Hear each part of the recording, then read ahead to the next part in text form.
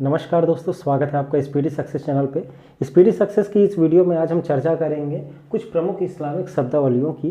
पिछले वीडियो में जैसे हम कुछ वीडियो के मध्यकालीन इतिहास के जो अपलोड किए, उसमें हम किस तरीके से इस्लामिक संस्कृति का उदय होता है पूरी दुनिया में, फिर भारत में इस्लाम का किस तरीके से प्रभाव होता है, वो सब शुरुआत की बात किए थे अपन।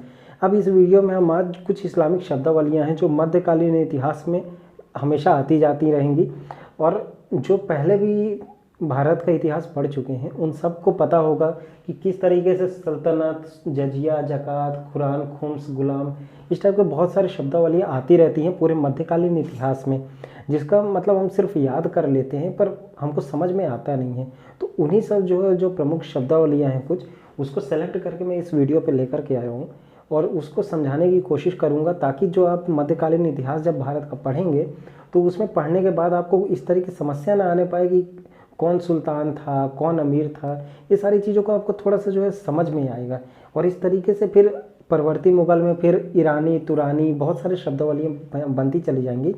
उसका एक वीडियो और मैं जारी करूँगा। ये एक पार्ट 1 है उस चीज़ का, जो आपको स्टार्टिंग इन्फॉर्मेशन है जो मुगल से पहले जो आते रहेंगे उन सब लोगों के लिए। ये एक जीके का बहुत इंपॉर्टेंट पैटर्न है जिसको मैं आज डिस्कस करूँगा। प्लीज़ हो सके तो इन सारे नामों को जो भी अभी नहीं जानते हैं इन सबको ध्यान से देखिए, ताकि इसके जानने के बाद आप जब मध्यकालीन इतिहास पढ़ेंगे आपको बहुत आसानी से चीज़ें समझ में आने लगेंगी, कौन किसका प्रतिनिधित्व कर रहा है, कौन किसके अंडर पे वर्क कर रहा है। ठीक है, तो चलिए शुरू करते हैं आज का वीडियो। देखिए, सबसे पहले शब्दावली में हम आते हैं खलीफा शब्द का। खलीफा शब्द, जैसा कि हमने पिछले वीडियो में आपसे बताया था कि पैगंबर मोहम्मद को ज्ञान की प्राप्ति जब 613 ईस्वी में होती है, या किस तरीके से होती है, 40 वर्ष, मतलब 40 वर्ष की आयु में लगभग जिब्राल्टर का संदेश आता है इनके सपने में कि अब आप एक सिद्ध पुरुष हो चुके हैं और अब आप लोगों को उपदेश दीजिए इस्लाम का। और फिर इस्लाम धीरे धीरे पूरी दुनिया में फैलना शुरू किया और शुरुआत में ये इजिप्ट और अफ्रीकन कंट्री की तरफ गया था। लेकिन ये इस्लाम स्टार्टिंग में कोई धर्म के जैसे था नहीं, ये एक नॉर्मल एक आपको प्रवचन के रूप में मिल रहा था। लेकिन जब इनकी लगभग 4 वंश बीत जाते हैं और 4 वंश बीतने के बाद जैसे जो आज के डेट मुहर्रम वगैरह जो सुनते हैं हम लोग, वो उसी सब चीज़ों से लिंक्ड है। 4 वंश के बाद किस तरीके से एक अगला वंश आता है, तो ये जितने भी एक हिरार्की चलती गई, जो पैगंबर मोहम्मद आए फिर उनका अगला वंशज आया, फिर उसका अगला, तो शुरुआत के 4 जो वंश आए तो उनमें ये था हिसाब कि ये जो पैगंबर मोहम्मद की जो विरासत जो बनी है पूरे दुनिया में इस्लाम के रूप में, ये एक विरासत सिर्फ एक परिवार के ऊपर रहेगी जिसको हम खलीफा के नाम से जानेंगे। ये खलीफा किसी और परिवार में नहीं जाएगी, ना ही परिवार के बाहर जाएगी। तो ये खलीफा शब्द बनता गया। फिर अलग अलग जो मध्यकालीन इतिहास में जब पढ़ेंगे तो कभी कोई बगदाद के खलीफा, कभी कोई मतलब ईरान के खलीफा, इस टाइप का नाम आता है। तो ये उन्हीं के वंशज के अलग अलग परिवार हैं जो अलग अलग क्षेत्र में चलते चले जाएंगे। तो फिलहाल हम बात कर रहे हैं खलीफा की। तो खलीफा में ये एक राजनीतिक और धार्मिक रूप से प्रमुख माना जाता है जो पैगंबर मोहम्मद का वंशज थे। तो शुरू के 4 पीढ़ी में ये वंशज बहुत तेज़ी से, मतलब इस्लाम जो था बहुत तेज़ी से फैलता गया पूरे दुनिया में। और जब ये फैला स्टार्टिंग में तो ये इतना ज़्यादा अपना प्रभाव बनाता चला गया कि ये इनके वंशजों को लगा कि अब हमारे बस का नहीं है कि ये हम अकेले इस पूरे वंश को या फिर पूरे इस्लाम को संभाल सकें। तो इन लोगों ने एक नया चीज़ शुरू किया, सुल्तान शब्द को। जब ये सुल्तान शब्द को शुरू किए तो सुल्तान को का वर्ग क्या दे दिए कि जहाँ पर खलीफा नहीं होंगे, खलीफा के प्रेजेंट, खलीफा की जगह सुल्तान उनके हर काम करेंगे। मतलब जैसे कि आज की डेट में कभी हर एक राज्य में वो जैसे राष्ट्रपति शासन लग जाता है कभी कभी, तो राज्य में तो राष्ट्रपति शासन लग गया पर राष्ट्रपति तो आता नहीं है। तो कौन आता है यहाँ पर रहता है राज्यपाल अर्थात गवर्नर। सिमिलरली यहाँ पर जो प्राचीन काल में जब चला तो खलीफा जब यहाँ पर रहता नहीं था, खलीफा अपने प्रतिनिधि के रूप में सुल्तान को नियुक्त करता था तो सुल्तान को नियुक्त करता था। तो ये सुल्तान हर एक क्षेत्र में चलते चले गए और ये मतलब सैद्धांतिक तौर पे ये एक मतलब वो तो थे उनके मतलब उत्तराधिकारी, या फिर बोले तो उनके स्थान पे रहने वाले लोग उनका प्रतिनिधि करते थे। लेकिन व्यवहारिक तौर पे ये धीरे धीरे अपने आप को ये इम्प्रोवाइज करते जाएंगे और ये सुल्तान स्वतंत्र शासक के रूप में विस्तृत होंगे जो हम भारत में पढ़ते जाएंगे। लेकिन फिर भी ये अपना प्रभुत्व बनाने के लिए चले जाते किसी भी खलीफा के पास और खलीफा से जाके उपाधियाँ लेते चले जाएंगे। तो ये हो गए सुल्तान के काम। अब जब सुल्तान धीरे धीरे अपने आप को स्वतंत्र बनाने लगे तो ये भी धीरे धीरे इनको समझ में आया कि भाई इतना बड़ा हमारा सल्तनत बनता जा रहा है, हम इसको कैसे संभालें। तो इन्होंने शुरू किया दो ठो वर्ग को, एक होता है अमीर वर्ग और दूसरा आता है उलेमा वर्ग। तो ये दोनों में एक अंतर ये रहता है, जो सुल्तान अपने जो क्षेत्र में डायरेक्टली किसी काम को करने के लिए जो चुनता है वो रहता है एक अमीर वर्ग का, ठीक। और उलेमा वर्ग जो रहते हैं ये इनके धार्मिक कार्यों को करने वाले लोग रहते हैं। क्या रहता है, ये जो सुल्तान जो कोई भी कार्य करते थे तो लोगों को किस तरीके से जोड़ते थे, धार्मिक रूप से पूरी दुनिया को जोड़ रहे हैं, तो अपने हर एक कार्य को लोगों को तक पहुंचाने के लिए इन्होंने उलेमा वर्ग भी बनाया था, ताकि ये उलेमा के द्वारा हर किसी को इस्लाम में और अपना प्रभाव छोड़ना शुरू कर दे। और अमीर वर्ग तो बता दिया, ये अमीर वर्ग ये सुल्तान के ही सहयोगी हुआ करते थे। ये जिस तरह से नाम उस तरीके से कर्म के अनुसार ये अमीर भी होते थे, इसलिए सुल्तान के करीबी होते थे और सुल्तान इनको भी कुछ कुछ क्षेत्रों में अपना एरिया दिया जाता था। जैसे एक ये मुख्य केंद्र होता था, यहाँ पर सुल्तान डायरेक्ट वर्क करता था, ठीक। तो सुल्तान के डायरेक्ट वर्क के बाद जो है यहाँ पर जो कुछ जो है दूर दराज के क्षेत्र रहते हैं जहाँ सुल्तान जितना दूर नहीं जा पाता, तो ये एक एक क्षेत्र अलग अलग अमीर को देता चला जाता है और ये अमीर जो है यहाँ पर रेवेन्यू कलेक्ट करके सुल्तान तक पहुँचाते जाते हैं। तो ये चीज़ एक रहता है। तो ये जो व्यवस्था रहती है ये एक अलग व्यवस्था। तो जैसे जहाँ पर ये सुल्तान जो केंद्र में रहा करता है इसको कहते हैं मतलब सुल्तान का पूरा एरिया, और जो सुल्तान के जो पूरा बॉर्डर आ रहा है यहाँ से यहाँ ये जो आ रहा है ये पूरी एक सल्तनत काल कहलाते हैं, सल्तनत कहलाती है, ठीक। ये जैसे कि ये हमने बोला यहाँ पर अगला पॉइंट पे है। तो सल्तनत होता है एक राजा का पूरा एक क्षेत्र, और सल्तनत में जहाँ पर राजा पूरा प्रत्यक्ष तौर पे पूरा टैक्स लेता है, जहाँ तक सुल्तान का पूरा क्षेत्र रहता है कि मैं यहाँ पर सब टैक्स लूँगा, डायरेक्टली रिसीव करूँगा, ये कहलाता है इक्ता व्यवस्था, ठीक। और जो खालसा व्यवस्था में सुल्तान जो है डायरेक्ट इनसे टैक्स लेता था, और जो इसके किनारे के जो क्षेत्र थे जहाँ सुल्तान डायरेक्ट नहीं जाएगा, यहाँ ये कुछ गांव हुआ करते थे, कुछ कस्बे होते थे, इन सब जगहों पे ये सुल्तान ने बैठा रखा था अपने भरोसेमंद लोगों को, जिनको कहा गया अमीर। ये अमीर लोग यहाँ पर रहते थे और यहाँ पर टैक्स कलेक्ट करके डायरेक्ट सुल्तान के पास पहुँचाते थे।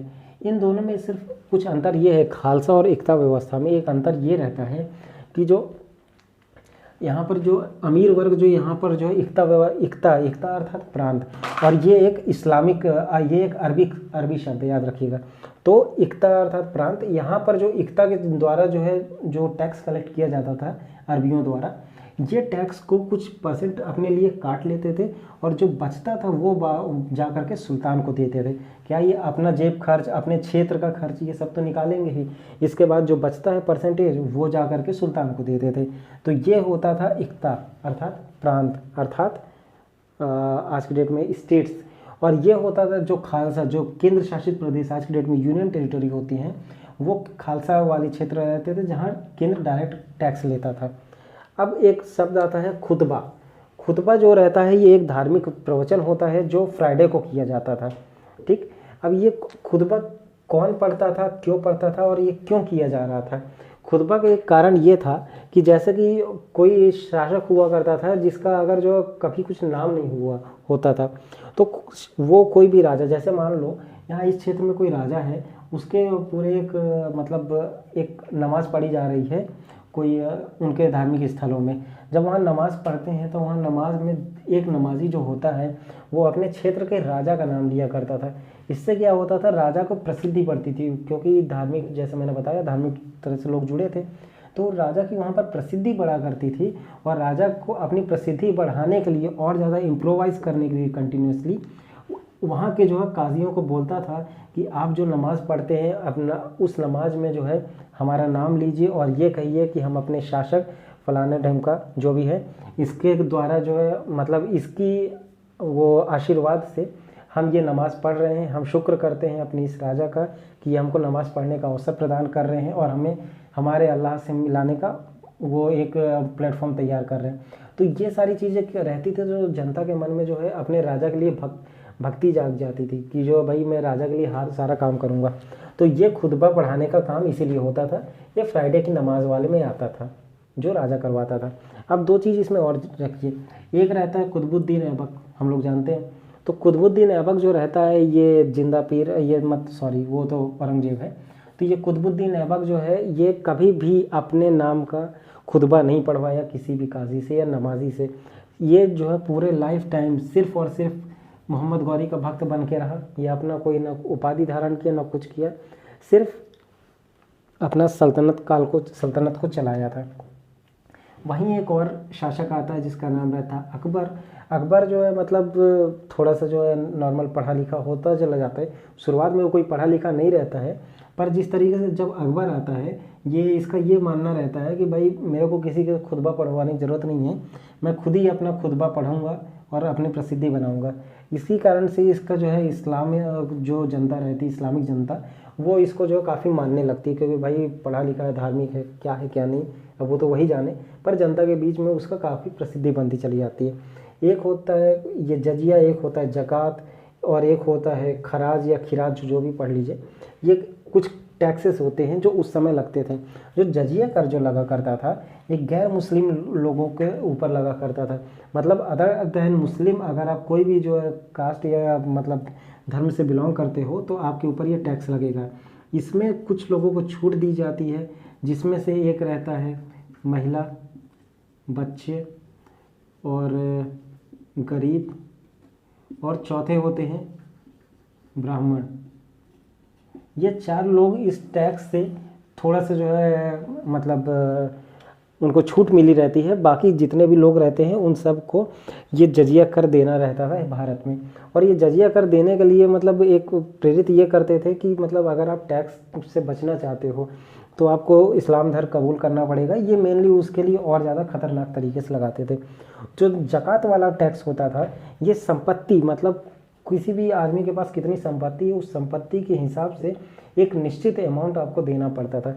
ये जाहिर सी बात है, ये थोड़ा अच्छा लग रहा शब्द, तो ये किसके लिए यूज़ हो रहा था? मुस्लिम समाज के लिए। तो मुस्लिम समाज के लिए ज़कात कर यूज़ हो रहा था कि अगर आपके पास 1 लाख की संपत्ति है तो आप जो है उसका 2% दीजिए, मतलब यहीं पर लगभग 2000 रुपये आप जो हमको प्रदान करिए, और जो है वही आपकी टैक्स हो जाएगा इसमें। तो ये संपत्ति या आय का निश्चित अंश जो मुस्लिम द्वारा दिया जाता था अपने राजा को, उसको कहते थे ज़कात। एक खराज या फिर उसको खिराज कह लीजिए, ये जमींदार लोगों को द्वारा मतलब दिया जाने वाला टैक्स था। ये भू राजस्व कर हुआ करता। जो एक होता था खुम्स। खुम्स क्या रहता था? कुछ डकैत लुटेरे लोग जो है उस समय अपना जो है वो भाई राजा का जो है सैनिक रहता था, और वो मतलब राजा के साथ रहना छोड़ दिया, वो बन गया डकैत। और डकैत बनने के बाद क्या किया? क्षेत्रों को लूटा। अब लूटेगा तो जाहिर सी बात है राजा का तो आशीर्वाद होना चाहिए। आज के डेट में भी होता है, पुलिस वालों को पता ही रहता है, हम सब जानते हैं, ज़्यादा हम कुछ नहीं बोलेंगे।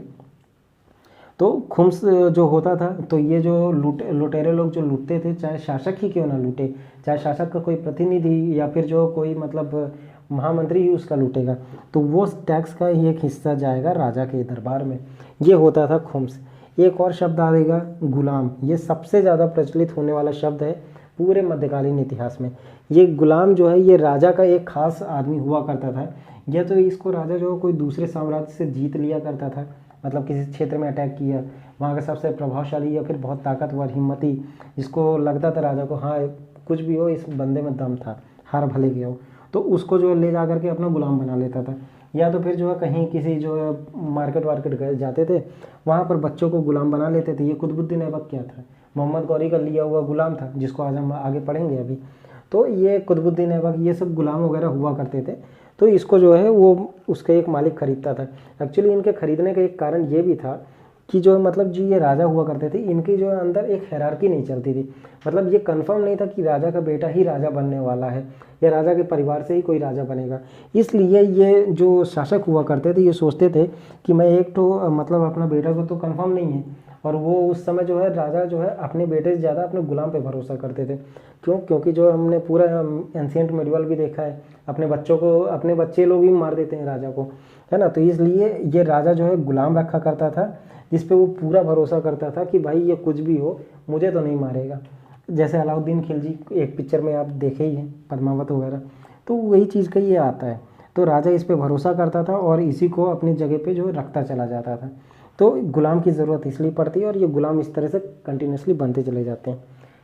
तो ये था पूरे जितना भी इंपॉर्टेंट कुछ शब्दावली है। एक और चीज़ बताएं, ये ज़्यादातर लोग तुर्किश भाषी हुआ करते हैं। मतलब ये जो हम लोग बोलते हैं जो तुर्क आक्रमण, अरबी आक्रमण, तो वो क्षेत्र से नहीं आते थे। ठीक है, वो क्षेत्र का कुछ हद तक प्रभाव रहता था कि वो क्षेत्र से बिलोंग कर रहे हैं, लेकिन जो एक मुख्य कारण होता था तुर्किश या अरबी बोलने का, ये इनका भाषा के आधार पर बंटते थे।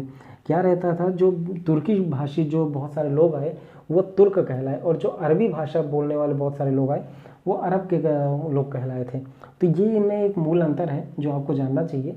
बाकी जितना था मैंने इसमें सब अच्छे से बता दिया है, और उम्मीद है कि आप जो ये चीज़ों को समझे होंगे। और इससे ज़्यादा तो कुछ नहीं है, फ़िलहाल इतना ही। और अगर कुछ और भी जैसे जो शब्दावली आएंगी उसको भी मैं और ढूंढूंगा और उसका भी एक सेकंड पार्ट बना करके उस लेक्चर को कंप्लीट करूंगा। फिलहाल के लिए इस वीडियो में इतना ही। अगर आपको ये वीडियो पसंद आया है प्लीज़ वीडियो को लाइक कीजिए, चैनल को सब्सक्राइब करिए और बेल आइकन भी ज़रूर दबाइएगा। जय हिंद।